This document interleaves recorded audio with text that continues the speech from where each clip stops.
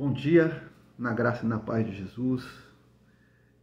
Eu gostaria de compartilhar com você uma palavra de Deus para o seu coração,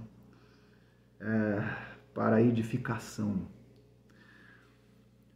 Se eu perguntar para você, você crê em Jesus? É muito provável que você vai dizer, sim, evidentemente eu creio em Jesus. Talvez a maioria de nós brasileiros, pelo menos, iremos dizer, sim, eu creio em Jesus. Mas hoje eu gostaria de apresentar para você o que de fato está por trás, o que sustenta essa afirmação, eu creio em Jesus. Muitos vão dizer que creem em Jesus baseado na sua existência histórica. Ele nasceu, ele cresceu, ele desenvolveu, tem a sua história na cruz, né? Ele é o Filho de Deus, ele foi para o céu, está à destra de Deus e tal. Essas coisas são constatações.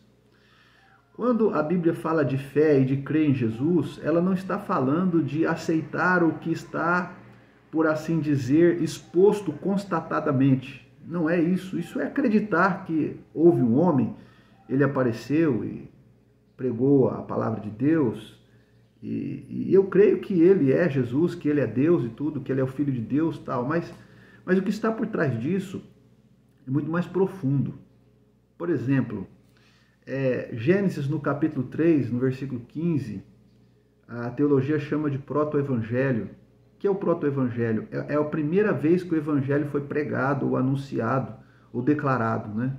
Quando Deus fala assim para a mulher, olha, da sua semente sairá aquele que irá esmagar a cabeça da serpente. Qual serpente? Essa serpente que enganou vocês. Ela será esmagada, né, por aquele que sairá da sua semente. Ou seja, da mulher vai nascer aquele que vai acabar com a serpente. E a serpente lhe ferirá o calcanhar.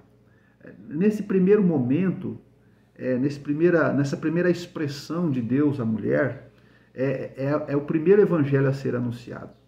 Passados-se muitos anos, Deus decidiu chamar Abraão e diz que Abraão, a sua descendência, irá abençoar todas as famílias da terra. E o apóstolo Paulo explica isso em Gálatas, no capítulo 3, se não me falha a memória, que ele estava falando não dos descendentes de Abraão, mas do descendente, não é descendentes, mas a descendência, ou o descendente no singular. Ele está falando de uma pessoa que virá da nação que Abraão irá iniciar, né? Deus iria iniciar uma nação a partir de Abraão. E ele está falando assim, o seu descendente vai vir para abençoar todas as famílias da terra. E o Paulo vai explicar que ele estava falando não é de outra pessoa, senão do Cristo, né? Do Filho de Deus que viria. E o tempo passou, 2000 anos se passaram e Jesus nasceu. Então, dizer eu creio em Jesus não é dizer que ele crer que ele nasceu e na constatação da sua história, mas é crer que esse Jesus que nasceu histórico, ele é o Cristo prometido desde lá, quando Deus falou para Eva, desde quando Deus falou para Abraão, do seu descendente, e essa história foi se desdobrando na nação de Israel, e quando Jesus aparece no cenário, ele é o Cristo, prometido desde sempre. E o que isso significa? Significa que se eu creio que ele é o Cristo prometido desde sempre, eu preciso necessariamente corresponder a essa fé, que seja me submeter à sua palavra, me submeter a todos os seus ensinos e me submeter à sua vontade. Porque o Cristo é o Filho de Deus, na verdade é Deus. Então nós nos submetemos a ele. Então, se Jesus é o Cristo, está tudo errado no mundo. Nós temos que mudar.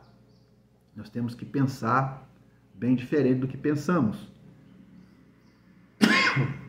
Desculpe. Então, concluindo aqui, para a conclusão da minha reflexão, se Jesus é o Cristo, tudo precisa ser submetido a ele. Todas as coisas, todas as pessoas. Isso já muda um pouco, né? Então, quando João, lá no versículo 8, 31 e 32, narra a fala de Jesus, ele diz assim, E dizia Jesus aos judeus que criam nele: se vocês permanecerem nas minhas palavras, verdadeiramente vocês serão meus discípulos e conhecerão a verdade, e a verdade vos libertará. Quando eu penso nessas palavras de Jesus, o Cristo, ele está falando assim aos que creram nele. Então, a primeira coisa aí é crer que Jesus é quem ele diz que é. Não é crer que ele nasceu, que ele viveu, que ele é filho de Deus. É crer que ele é quem ele diz que é. Ele é o Cristo prometido. Ele é o Cristo. Ele não é um profeta, ele não é um mestre. Ele é o Cristo, o Filho de Deus, prometido desde os dias desde os primeiros dias de existência da terra.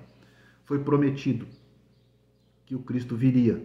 E esse Jesus é o Cristo. Muitos Cristos apareceram se dizendo Cristo, mas esse Jesus é o Cristo.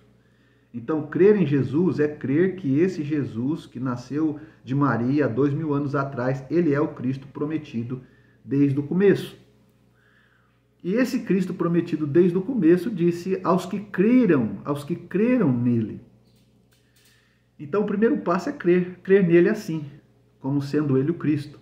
Tem muita palavra aí que não é do Cristo, sabe? Tem muita mensagem que não é de Deus. E a mensagem que salva é a mensagem do Cristo. Mas tem muita mensagem distorcida, misturada. Mas a mensagem do Cristo é a que salva. O Cristo que é o Filho de Deus.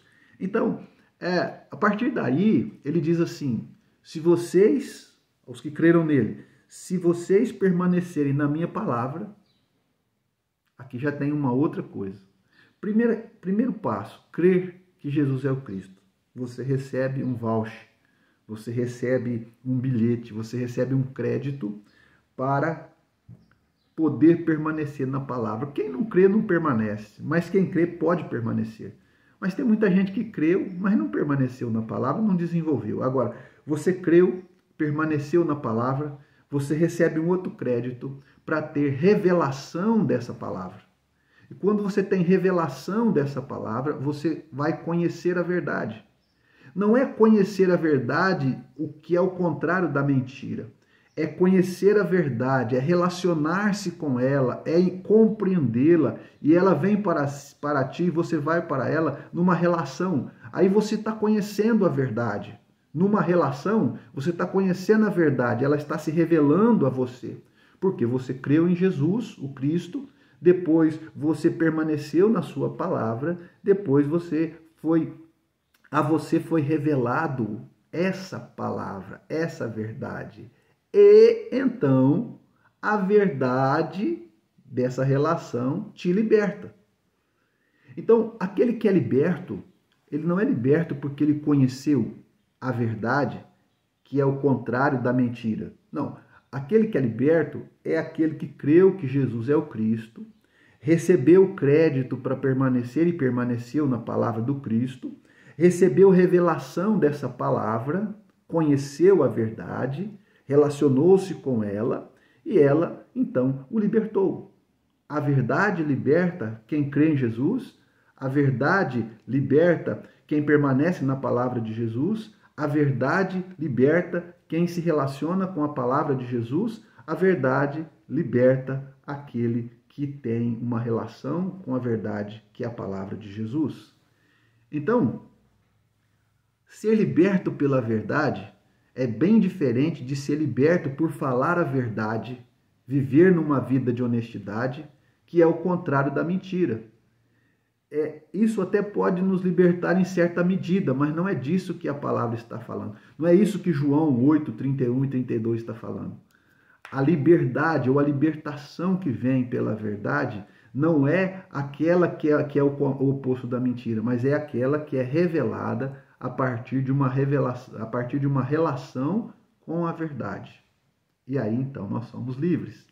E para concluir, estou falando isso porque eu fui muito ministrado por uma frase, uma oração que foi compartilhada no grupo da igreja, que dizia assim que o que segura a ovelha não é a cerca do pasto, do rebanho ali, mas é o alimento que ela recebe.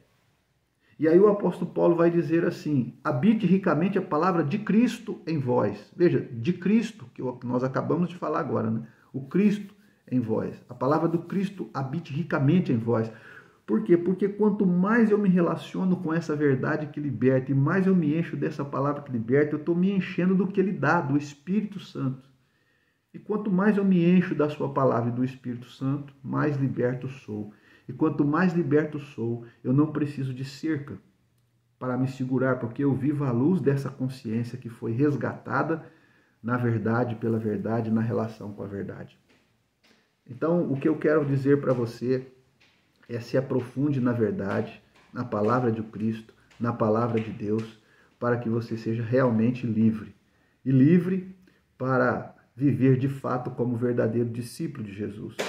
Porque se tiver que ter cerca, já não valeu a pena. Se tiver que ter cerca, é porque não tem verdade, não tem conhecimento da verdade, não tem discípulo de verdade, não tem nada. Porque o verdadeiro discípulo, como Jesus disse, é aquele que permanece na verdade, aquele que permanece nas suas palavras. Então esse é o desejo do meu coração, que você seja habitado ricamente pela palavra de Cristo e que Deus seja plenamente em você, que Deus esteja pleno em você. E eu uso aqui para terminar as palavras do apóstolo Paulo, porque ele diz assim que nós podemos ser cheios da plenitude de Deus. Por quê? Porque Deus pode fazer infinitamente mais, abundantemente além do que tudo aquilo que podemos pensar, imaginar e pedir.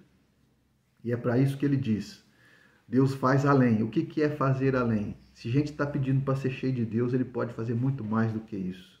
Ele pode ir muito mais além do que você pediu.